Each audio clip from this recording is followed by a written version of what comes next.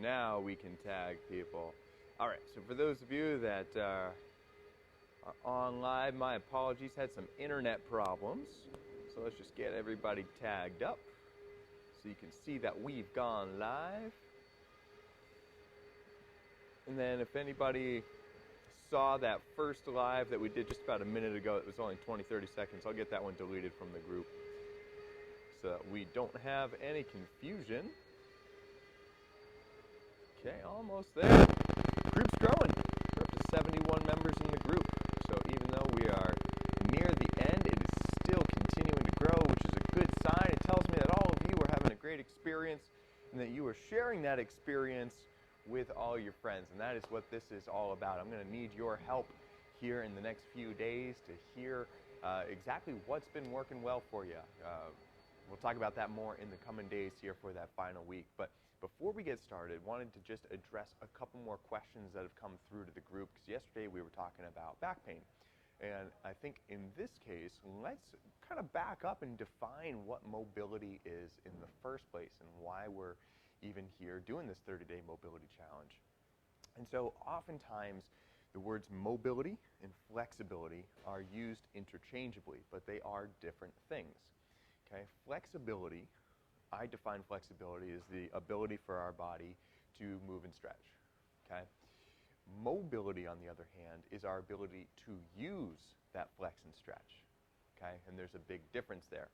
So when we're talking about the mobility, what we're really talking about is a balance or a blending of both our flexibility or our range of motion, the positions that our body can get into, our ability to touch our toes, to be able to bend and to twist. That's all flexibility. But then we also need the other component, which is strength or stability. And what we're talking about there is our ability to use our body, to use that range of motion. Because it's no good in being able to put your arm over your head if you can't do anything once your arm is over your head. Okay?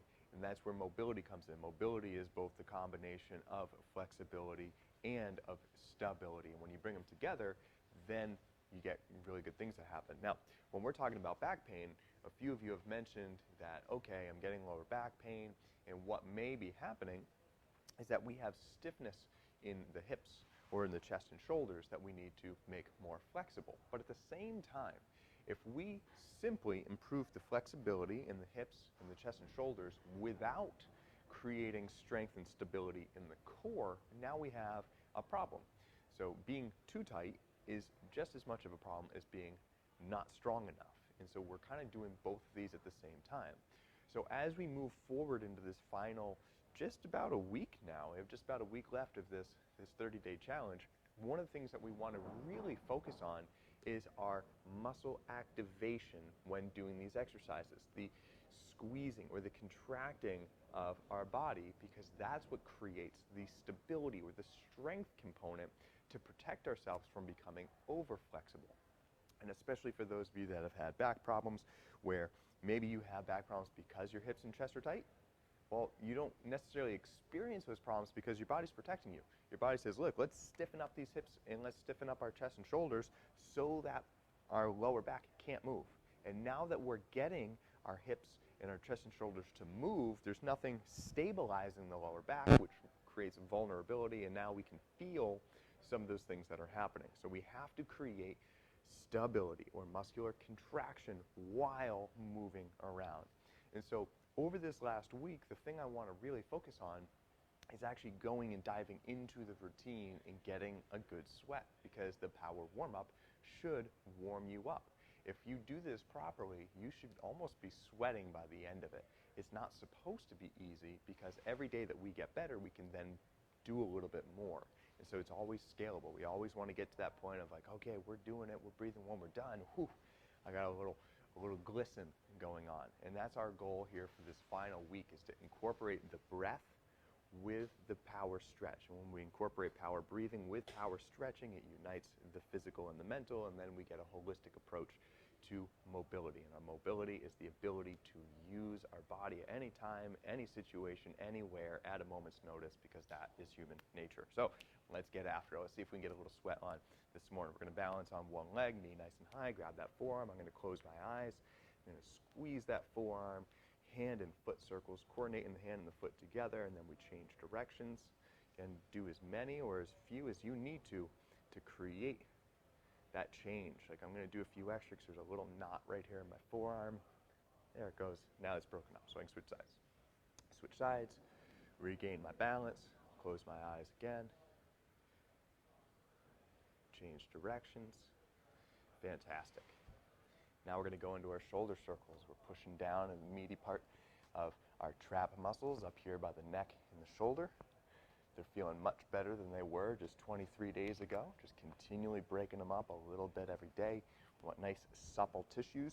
And in the name of our strength or our stability, I'm actively pushing my feet into the ground, squeezing my butt, squeezing my core, trying to have no motion down below so that all the motion is coming through the shoulder. At the same time, we're pushing this arm away from our body, spreading our fingers, pulling them back, really stretching, elongating my body. Switching sides. Going backwards. This side doesn't feel as tight, which is good. We've been given it extra focus these last couple of weeks because I do sleep on that side. Great. Shoulder power stretch. Now I'm pushing pretty hard. I'm moving these arms, internal, external, up, down, in, out. But I'm pushing a pretty good amount. I'd say right now I'm probably pushing 7 out of 10. I want to push as hard as I can without it being painful. And every day I want to push a little bit harder than the day before. Because again, we're putting our joint, which is tight, into a restricted position, or a place where it just can't go any farther. That's what we call our end range. And while we're there, we're contracting, pushing, squeezing, breathing, regaining that range of motion. We're breathing, we're moving, contracting, all at the same time. Power stretch, power breath, tie them together. Got a good click in that shoulder this morning. We're going to go a little longer here. There we go, much better. And down. Let's go back up. And down. Let's do our diver's press. Up top, reach tall, fingertips up toward the ceiling. Butt is squeezed, feet are firmly planted into the ground. I'm going to move my hands back and forth.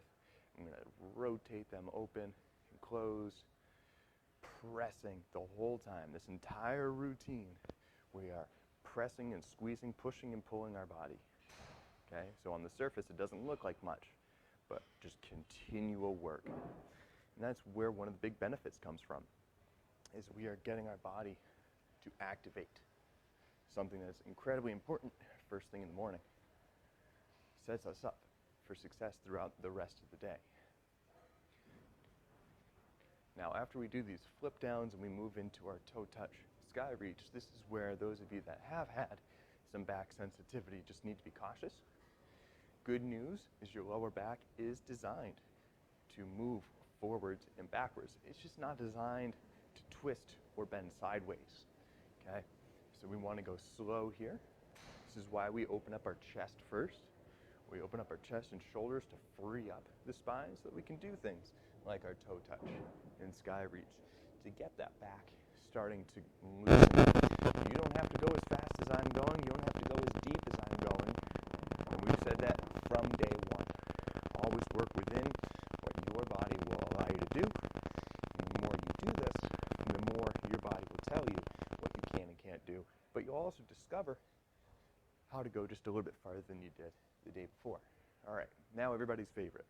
Everybody has told me the side bend is their favorite. Let's drive that elbow up. Let's get a good stretch, a few breaths.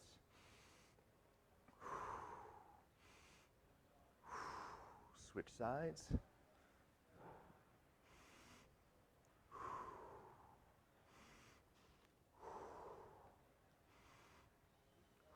A little bit longer here. This one's feeling really good. There we go. All right, trunk twists, side to side. Really important here for those of you with the back pain. Do not over twist. Remember, we twist into a leg to open up the hip, which means we need some butt activation. We need your butt squeeze. We need your core squeeze. We don't want to just blindly turn onto the end range of our joints. That's going to make things worse. We're trying to open up and improve the tissue function around the hip.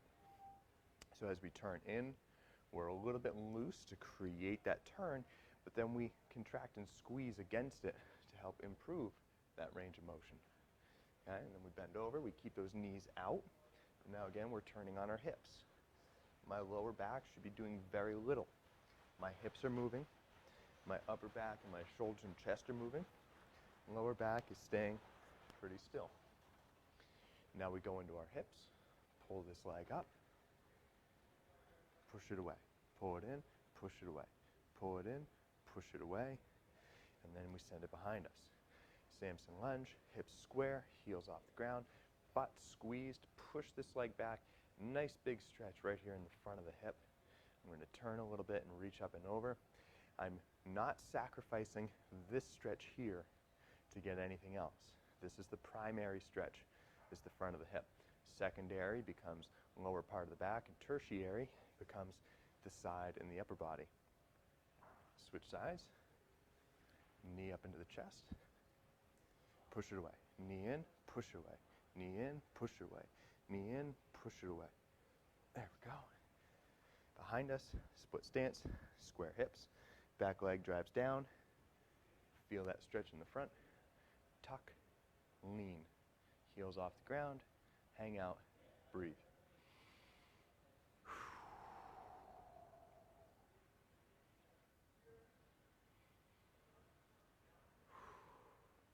And then last but not least, power side squats. Getting deep into that side squat, add a little rotation. You can either do this with a straight leg. Sometimes if I want to go really deep into the hip, I bend my knee so that I can focus on getting the hip to open. Same thing over here. Feeling a little clicking deep up inside this hip.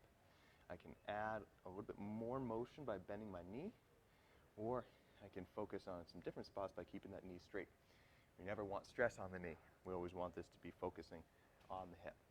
And there we have it, everybody. Day 23 is complete. Let's see if we had any questions come in. Let's go ahead and let's refresh our page.